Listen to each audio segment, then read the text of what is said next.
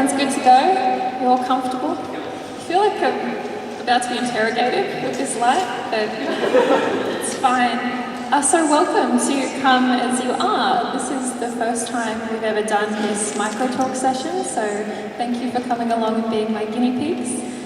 What you're here for is a session of 5 Microtalks, and they're each going to be about 5 minutes.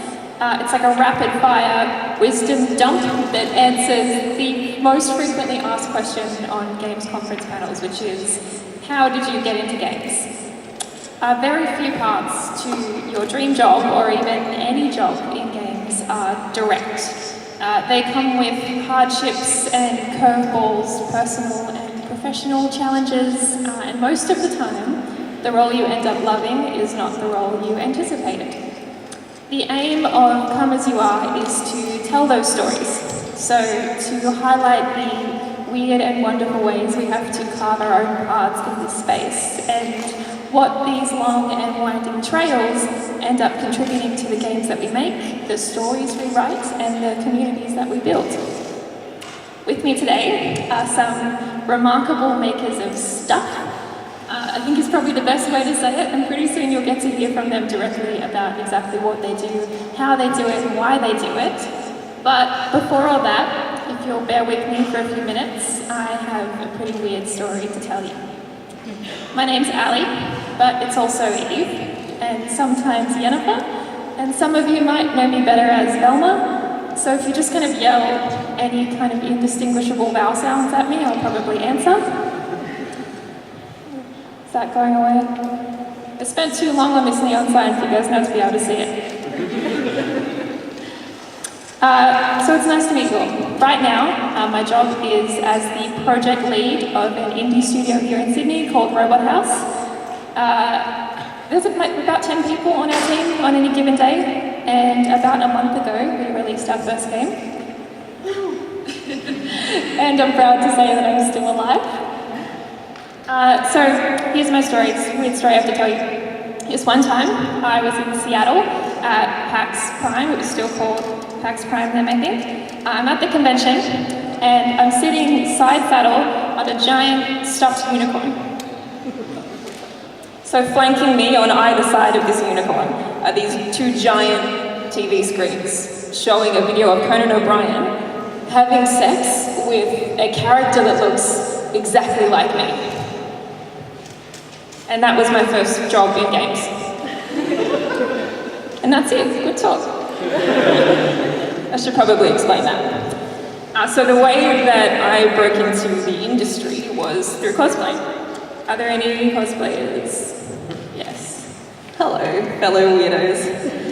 The good news is that it turns out you're actually learning a lot of very transferable real-life skills in making your costumes and going to conventions and becoming part of a broader community. So like planning and sourcing, people management, project management, schedules and budgets, and even traveling and organizing convention trips. It's hard. Cosplay is difficult.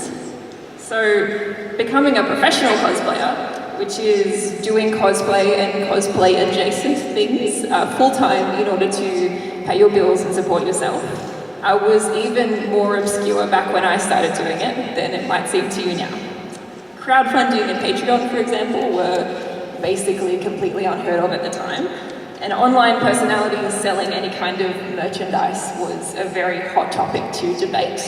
And in general, if you were a woman on the internet wearing costumes, making any kind of profit off of that, you were blasted with any number of terms and opinions on any given day about you daring to exist. Nevertheless, though, I quit my job and I dropped out of uni to pursue it. So creating costumes and cosplay-related content online was how I first started building up a network within the games industry. So basically, I found something that I loved so much that I would do it for free, and did for a very long time, until it turned into a job.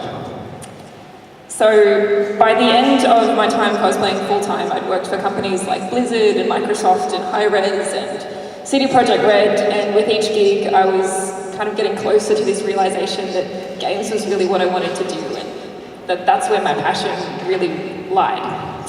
My first full-time in-house marketing job I ever landed was for a licensed fashion company. So we were making like nerdy leggings and dresses and stuff for like Disney and Marvel and that kind of thing. We had no budget at all, absolutely no budget, I can't stress, minus budget. And my boss really wanted a photo booth for our next event. So people could show up and get photos and remember the event forever and post it on social media, that kind of thing. And photo booth rental is crazy, crazy expensive. And so he wouldn't budge. He absolutely wanted to have a photo booth at our event, right? My co-worker is flipping out.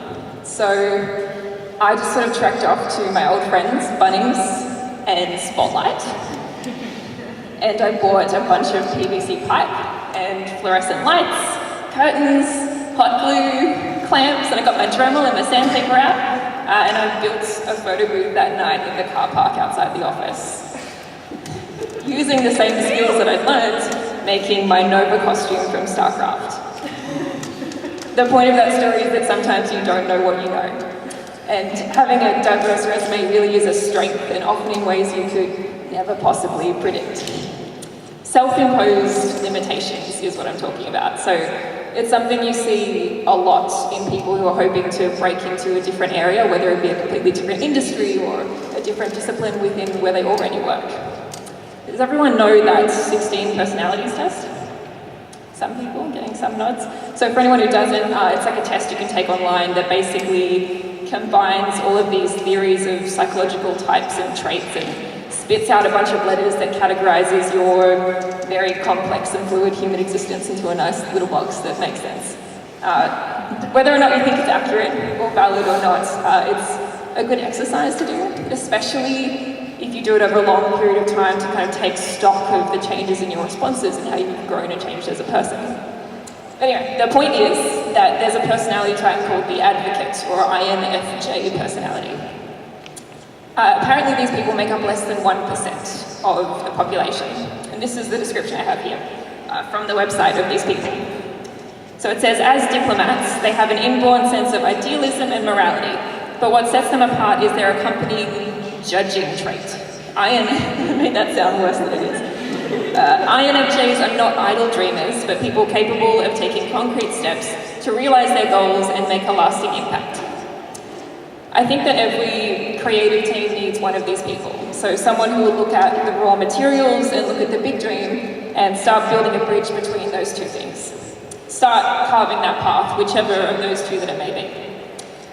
Where I differ from the 16 personalities crew, we're going to look at this sign, is that I think that these traits are inherent in everyone. I think that with enough caffeine and by removing the limits that you place upon yourself, either consciously or subconsciously, you can find a link between point A and point B. That is where you are and where you want to be. If I know anything, it's that point B will move and change with every step of that journey, but that's kind of the point. You don't know what you know yet. There's something in you that can do the thing in a way that nobody else can. So when life gives you unicorn sex, make video games. That's my story.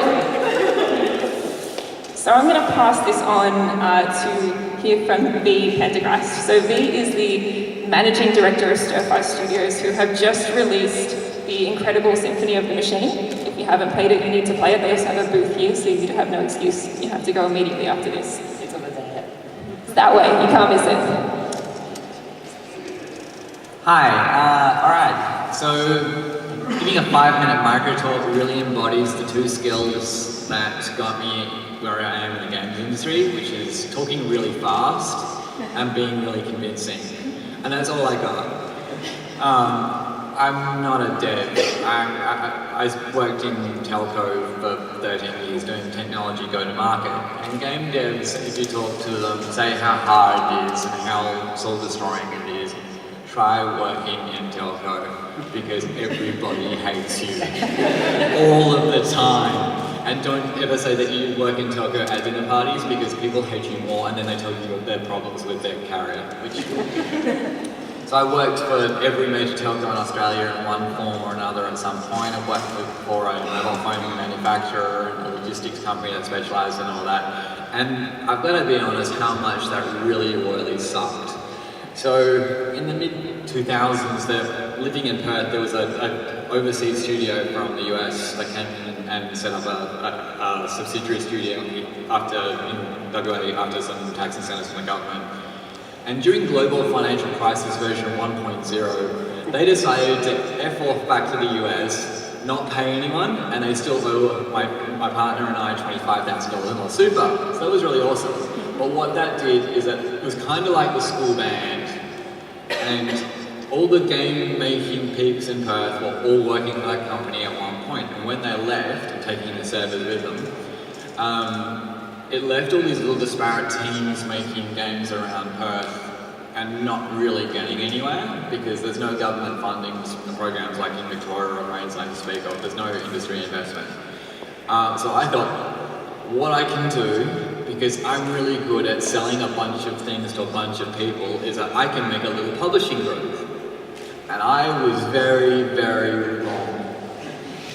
Because it turns out you have to know people to be a publisher. And I didn't because I came from Perth. So we morphed slowly into an actual studio that made our own games, and we just made our own game, like the second big ones here. So we did that. The other thing that I'm really good at is, again, that whole convincing people thing. So I'm embarking on this major capital raising thing which involves walking into a room with a bunch of old straight white guys and asking them for a bunch of money. I've even literally put pens in people's hands and said, sign here, and then moved their hand on the page. Because they're really indecisive. But what this is meaning is that I now have a studio of roughly 15 people, and that basically means that I am a counsellor now, more than an actual, like everyone else is my boss, and I get to be their counsellor and put them back together when they fall apart. But the other thing about Perth is, again, those old straight white guys dominate everything. So when I was like, oh, I am actually trans. So that means my chances of getting a job, I might end up on help desk or at a servo. I think I'll just, raise $7 million, do an IPO, and be a boss instead. That will work out better for me. Lifestyle options, right? And so now I stress a lot more. And that is my 5-minute version of how I got here. And please come and play my game and talk to me sometime over the weekend.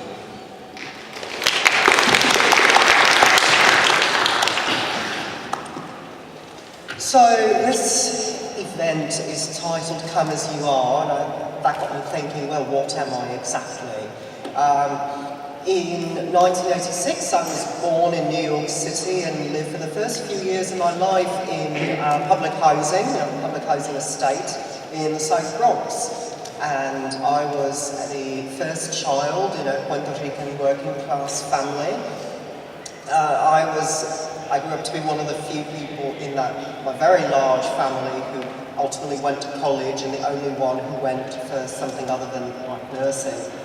And I was obviously not flush with connections to any of the rarefied worlds of the upper middle class or the wealthy who are connected to the entertainment world, or writing or anything like that. So I just was a dork who wrote her own sci-fi novels in high school and just always wanted to be a writer and get a book up there on the shelf one day. And I figured out how to do that just by blogging and hoping for the best. When I first finally got internet access at home for the first time, it was 2003.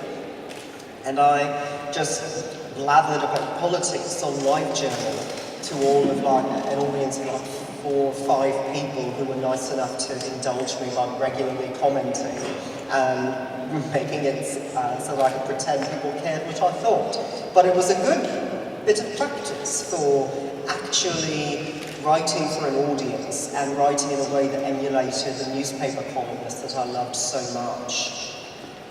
So I think that most people who care about writing end up idolizing certain writers, or at least certain genres of writing that they then try to imitate the tropes of. And that's not necessarily a bad thing, because you have to start somewhere. You can start from someone else's framework and then start sketching in your own flourishes, and eventually that's like that's the beginning of the embryonic development of your own style. And over the years, I've actually developed that. And I developed a passion actually for sociology, actually, because I was always that annoying kid who asked why about everything, absolutely everything, and not just why was I being told to go to bed, but why did the nuclear family exist in the form that it did in my household and so many others, or why was so-and-so president and all the rest of it. And initially it was history that offered answers to those questions, but then along came sociology, which is this wonderful multidisciplinary series of intersections between philosophy, psychology, anthropology, history, and it was something that I really adored and thought, oh, I can actually teach this as a professor. So, how am I getting to gaming? I promise I'm getting there. This is a long and winding road, but I became, and still am, an academic. And once I actually transitioned and sloughed off all of the doldrums of my dysphoric depression, yes, I'm trans, by the way, hello, I suddenly had all this energy that I didn't have before. I started getting A's at university, I made the Dean's List, I started getting merit scholarships, I was appointed to be a lab assistant in sociology, which was enormously helpful as an undergraduate, padding my resume, as it were, for graduate school, which I ultimately got into with a very generous fellowship and already a peer-reviewed journal article to my name. And that first peer-reviewed article I wrote as an undergrad was entitled The New Laboratory of Dreams, Role-Playing as Resistance. It was an academic piece about gaming, particularly the potential and possibility of role-playing gaming for allowing the player to imagine themselves in different subjectivities, and how that might destabilize traditionalist concepts of things like gender and sexuality. So in other words, what happens when a player is presented with a fictional world where, say, being trans or being gay is normalized, and what might that do for their understanding of these concepts in the physical world. And a lot of people seem to like that paper, and it got me thinking, though, that this wasn't reaching enough people because siloed as it was in an academic journal behind all of these paywalls meant that these ideas weren't getting out there. So I started thinking, well, what if I actually wrote for a popular audience about games? Because I seem to like it, and I seem to be halfway decent at it. And that was around 2010, along comes a website called The Border House, which is unfortunately defunct now, but it was, for its time, a landmark. It was a queer feminist group blog that wrote about gaming. And I was one of the first bloggers and eventually editors on that site, and it provided analysis and thoughtful critiques of mainstream gaming, or at least writing from a personal perspective that was informed by queerness and feminist ideas. So I wrote there, and that was how I started to finally make my way up into writing more and more frequently for popular outlets. My first big break came from Kotaku, where they wanted to republish something that I'd written on The Border House. It wasn't one of my best articles by any means, but it was like the first time that someone at that level had expressed interest in my work. And so I went ahead and let that happen. And, I began pressing forward I would continue to write academically. But what I did in the meantime was not write so much for the gaming media, but write for the popular feminist media about games. And so I thought, what I really want to do is write in a way that introduces this wonderful world to this larger group of people who may have some misconceptions about it. So that was how I ended up writing for outlets like Bitch Magazine, which is a very widely read pop cultural magazine in North America, rights from a feminist perspective, and I wrote about online harassment, and I also wrote about specific video games. I wrote about cybersex for Bitch magazine, and I always found it rewarding to write for people who didn't know a lot about games, because it was a way of not only telling this larger group of people that they were included in this sphere, but also ensuring that games got the recognition that they deserved as a pop cultural phenomenon that people should pay attention to, even if they weren't involved in that part.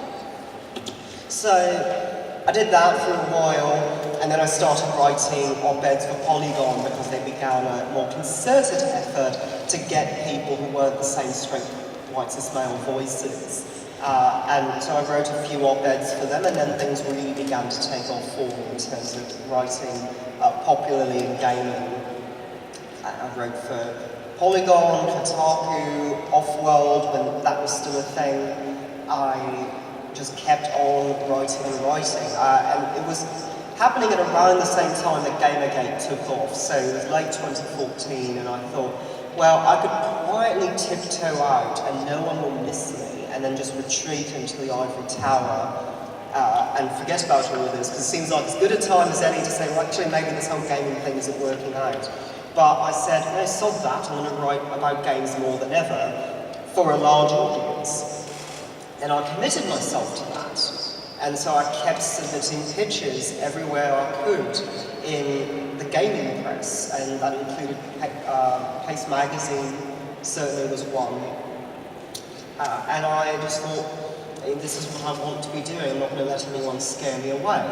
And then finally, Dharma Sutra offered me a semi-permanent part-time position as a contributing writer, and so that's where my column came from. And around 2015, I was given the privilege of writing for them on a more or less weekly basis, as I like to say. And I'm proud to continue to do that.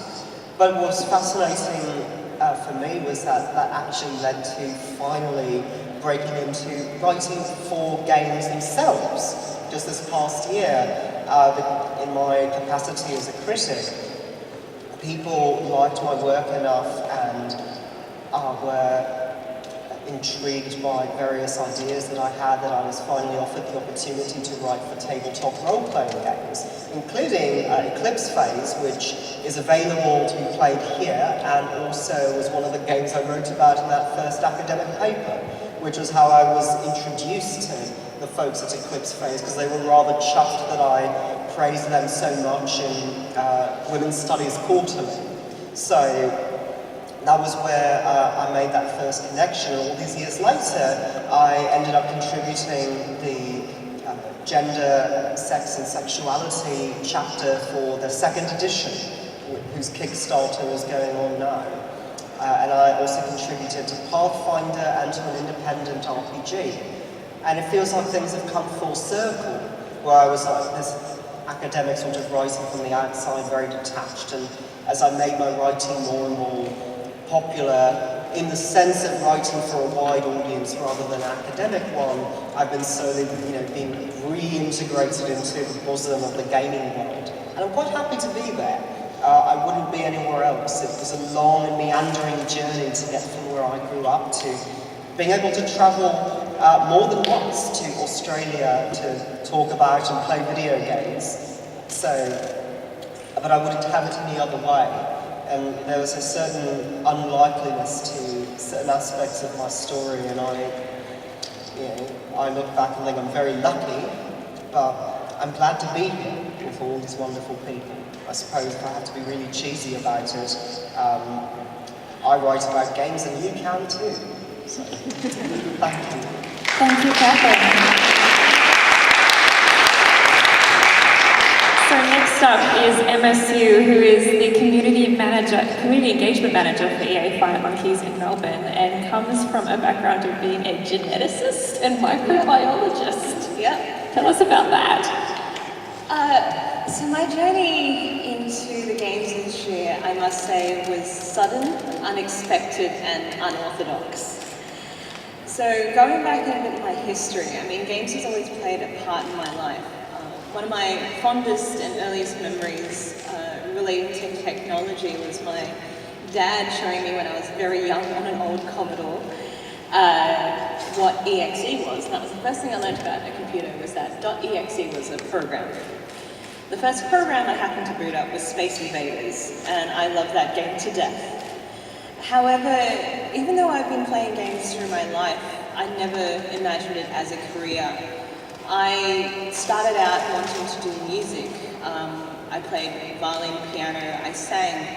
And also I had an intense love for science, particularly the biological. I would read pretty much any book I could get my hands on in regards to the human body, how it worked. I'm also from a long line of nurses, so I'm quite used to people coming up to me. It's like, oh, so you're going to become a nurse like your mother? I'm just like, no way at all. I have massive respect for nurses and healthcare professionals, but it's not something that I could have done. Anyway, so going through school and that, I had an interest in arts and science. And it wasn't until I reached the end of my high school that I realized that being a musician was not going to be easy. No job is easy, but in particular, the creative arts can be perceived as an area where stable income may be hard to come by. But I was torn. I had two loves of science or art, and so I ended up going science.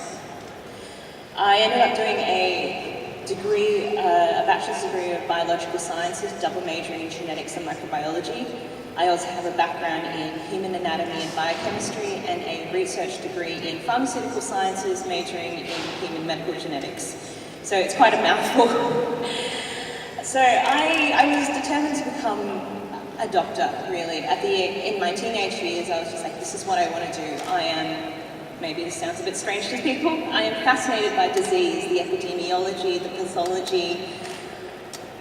There's something about it which absolutely fascinates me to this day, and infectious diseases, you know, my friends, it's like, I'm the person they come up to me and I was like, is this infected? I'm just like, you'll be fine. And I worked as a scientist for many years after graduating university. I've worked in clinical pathology, I've worked in the Royal Children's Hospital in Melbourne in the cytogenetics unit. I have worked in biotech, both in production and research and development. I have worked for the University of Melbourne. So I've had a fairly long storied career as a scientist. And it was after my last science job, I felt the need to take a bit of a break. But during my last science job, I also had a friend of mine who ran his own indie game studio. And I was helping him out after my day job, playing the game occasionally, helping out with some paperwork. You want to submit to this? All right, let me do most of the paperwork for you. It was something a bit different to what I'd been doing constantly. And it was after that last science job, I was like, I need to take a break. I need to reassess what I want to do in my life. I still want to go to med school, and I'd worked my arse off thus far to get in that direction, but it was just like, I need to stop and take a breath after doing 7.5 years of combined work and study, or working and studying individually. So my friend said to me, it's like, well, since you're not really doing anything right now, how about you come help me out a bit more full-time? I was like, okay. So I started off in a QA capacity, and trust me, I do not want to see any more technical requirements checklists from Sony.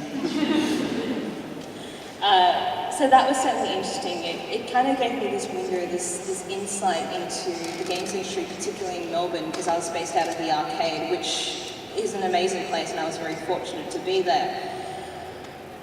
The game itself, just to talk a little bit on that, was definitely a bit avant-garde. It was a narrative-focused exploration, non-combat MMO called Wanda. So, as we went closer to launch day, I tried to finish as much as possible in my QA work. But at product launch, I took the initiative to basically take over all the social media channels myself. Whether I'm completely crazy, I'm not sure. I think that might come with the territory as a mad scientist. But I was completely untrained in communications, social media. I used Facebook like any 20-something-year-old. But this was really throwing myself in the deep end, and it wasn't expected that Wanda would have the reception that it did. And sadly, that wasn't particularly positive. We had a lot of negative player sentiment in terms of the quality and what was in the game itself, but also we had a lot of backlash from critics and press alike. So it was very much a trial by fire. I basically soldiered through that. I did what I thought was best in the best interests of the community and the development team. And somehow I managed to get through that. I sort of developed my own system as well as sort of worked things out for myself, both on a technical and sort of broader scale level, but my philosophy was always to do what I thought was best in the best intention I could.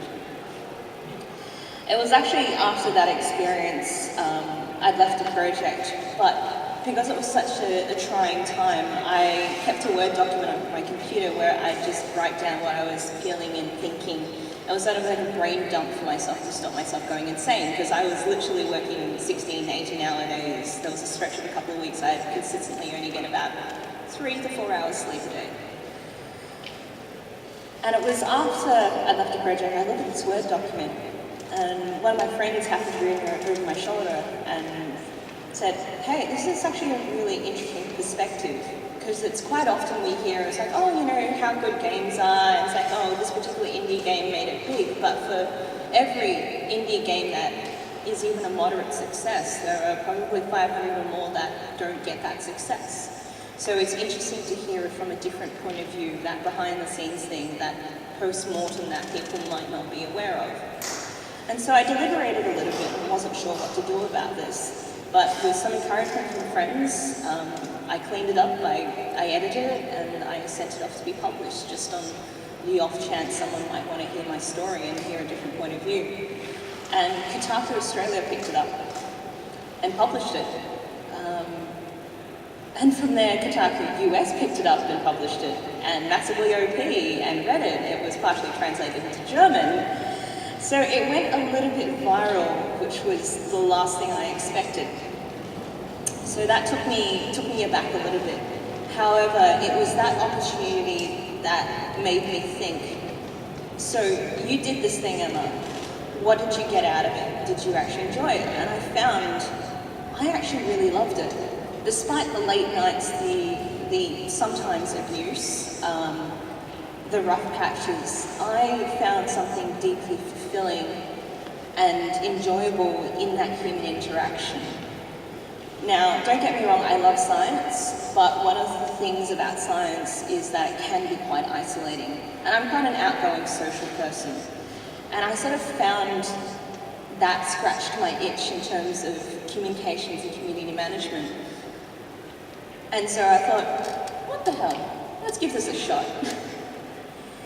So I took my own initiative. I started reading into, you know, what goes on the back end of social media, networks and stuff like that, what looks like best practices and whatnot. And I sort of helped other friends out in the indie industry. I kind of gave them my opinions. It's like, oh, what do you think of this, etc., etc. It's like, well, I'd consider these options A, B, and C. A friend of mine then told me that Fire Monkeys, which is an EA-owned studio in Melbourne, was looking for a community manager. And I remember looking at the job ad going, what, they're not going to hire a scrub like me. I've got no experience. But I did apply for it. And they called me back within hours of me sending my application in, which took me aback. I ended up doing my first interview whilst in Hong Kong for my grandmother's funeral. And then quickly, as soon as I came back to Melbourne, I had another interview and another interview. When one day I got the call saying, "You've got the job." I wasn't sure quite what to expect. I remember telling my dad, I said, "Dad, EA, one of the biggest games companies in the world, wants to hire me." He just looked at me, didn't even say, "Well done, congratulations," nothing. He just said, "You're still going to med school, right?" So truth be told, EA hired me whilst I was in the middle of getting ready for med school. Fast forward nearly 2 years later, here I am sitting in front of you. It's been a crazy ride. I've learned a lot. I've experienced a lot. I've been fortunate enough to attend GDC. I've made amazing friends. I've even spoken at GDC, giving a solo session myself. I've spoken at PAX as well. I've had so many amazing opportunities, and I've honed my skills so much. But the foundation is that I learned who I am, what I love from the indie games scene. If it weren't for that original opportunity, I wouldn't be where I am here today. And it's through the love, the camaraderie, the friendships, the late nights, tears, and cups of tea, which has kept me in the games industry, and I could not have asked for a better job ever. My story is very convoluted. As I said, it was very sudden, unexpected, and unorthodox, but I couldn't have asked for a better way into a career which I can see myself retiring in eventually. If everything works out well, I could see my next 20 years in games, and I think we're particularly fortunate in Australia that we have such a tight-knit, supportive network of people, of skilled veterans, of young guns coming up through various schools, people who are just striking out on their own, wanting to get into the games industry. I think we are incredibly lucky, and we really do live up to that saying of that we are the lucky country. So yeah, that's my story. It's a bit of an odd one.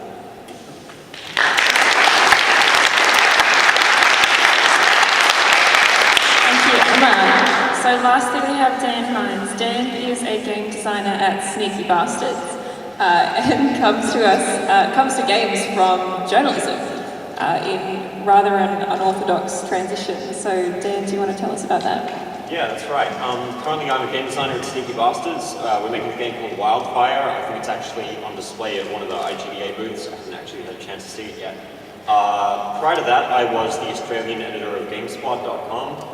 Prior to that, I was the editor of PC Power Play magazine, and I worked there for 4 or 5 years or so.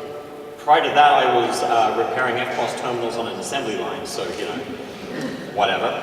I can talk kind of about getting into games writing and indie game development, but to touch on games writing first, I think step one is don't do it. There's no jobs left. Like, to give you an example, when I started at PC Power Play, as full salaried positions in the office, we had an editor, a deputy editor, a games editor, a tech editor, an online editor, and that was it. And when I left, a number of years later, the only position left was the editor, which was me.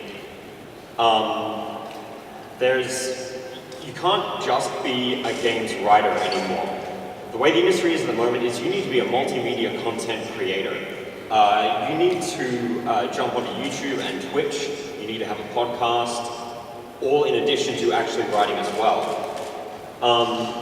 When I entered YouTube, careers weren't a thing. Twitch as a website, like, literally did not exist. So this was kind of the last breath of traditional games writing that I was able to latch onto. It would be really easy for me to kind of just sound like a baby boomer and be like, why can't you afford a house? Why can't you afford a house? But the reality is, if you want to get into games media now, you guys have it so much harder than I did, because you need to be 3 times as many things, and you need to be pretty decent at all of them. The upside is that you don't actually need any qualifications to do this. You don't need anything to start. For example, I went to university twice and I dropped out twice. I've got no formal writing degree. I taught myself programming by watching YouTube tutorials. And you don't really need, like, any kind of piece of paper that says, I can do this. What you do actually need is to identify a niche that you think you can serve uniquely. And this is the come as you are part, okay? For example, Sneaky Bastards, our studio, before we were making a game, we made a print magazine, and we also wrote online content specifically about stealth games, because I love stealth games. That was a niche that was not being filled, and we took it and we owned it. So the first thing you need to do if you want to get into games media and indie game development as well is have a period of self-reflection and identify what it is that you can bring to games through some kind of unique relationship that you have with them. This is the part of the industry that kind of sucks. Once you've identified that, you kind of need to be already doing it before anyone will pay you for it. What I mean by that is, don't write for free for publications, but build a personal portfolio that you are hosting somewhere, okay? When we ever receive an application for a writer, we need to see that they're already doing this. We don't care if they're writing the daily news about AAA release dates. That no one actually cares. Anyone can do that. If you are writing interesting perspectives, thoughtful perspectives, and unique perspectives on games, if you've come up with something that we haven't seen before or we haven't read before, that's what's going to make us interested in you. That also applies to stuff like Twitch and YouTube. If you're just some guy screaming into a webcam over horror movies, no one cares. Like, figure out what you can do uniquely in each individual medium and own that. So for example, when I first applied for a job at PC Power Play, this is how long ago it was, I had a live journal with a bunch of games writing that I had sort of collected. And the piece of writing that got me a job was a description of an experience I had in Deus Ex 1's multiplayer. Now, if you've ever gone back to an old game's multiplayer servers, like 10 years after it's come out, there's weird dregs in there. I spawned in, and this is usually a team deathmatch game. Some guy walked up to me and was like, "Hey, do you want to be a cop?" And I'm like, "Okay." And he's like, "All right, here's a gun, you're now a cop." And then we went and we robbed a convenience store. But then another cop found me, so he put me in prison, and I had to serve time behind the convenience store giving people items for money. It was weird, but the point is, I had that weird experience, and I described it, and I brought the reader there. And that is the kind of content that the publication was like, we want that, we want more of that. So basically, with games writing, find your niche, get started making a portfolio, make a Twitch channel, make a YouTube channel. Start actually doing all these things and do something unique. When it comes to indie game development, I kind of have a bit less to say on that, but basically it's the same thing. Start doing what you want to do. I got into it by just downloading the free version of Game Maker and watching programming tutorials. I had no idea how to program before this. But while you're doing that, start thinking about what it is that you want to bring to games if you make one. What is it unique about that? When you're doing tutorials, try adding a little bit of your own flavor to it and see what happens. Last thing I'll say about games writing is that it is not a career. When you get to 30, you're going to need to find something else to do because there is no upward trajectory. You are going to get stuck. You are not going to make any more money. You are going to want to find a way to make a better living. So what you really need to do while you're in games writing is continually think about what you want to do after it. I don't have an answer to that because there are a number of opportunities that are coming up because of the way games media is changing that you and I probably won't even know about today. But you will need to be open to something because there's no way you're going to be able to subsist in that as an actual career. And yeah, that's my story. There's a few harsh truths, but I hope you learned something.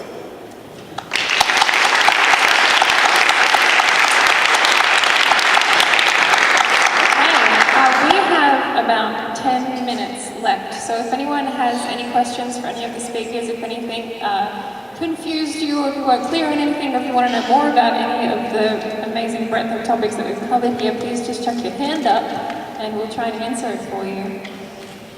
Anyone? No questions. Everyone's shy. We don't fight. All right, well, everyone's...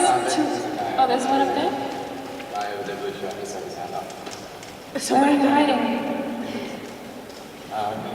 No? Well, you can't see on this projector. Oh, there's one there. Was that you? Yeah. So I just want to ask, since you say you're always looking forward to what you want to do next, my question to everyone is, what's next? Where do you guys hope to go from where you currently are?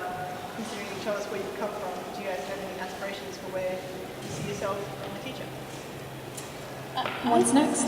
I feel like from all our varied and different backgrounds, there is always a chance that you might end up somewhere unexpected yet wonderful.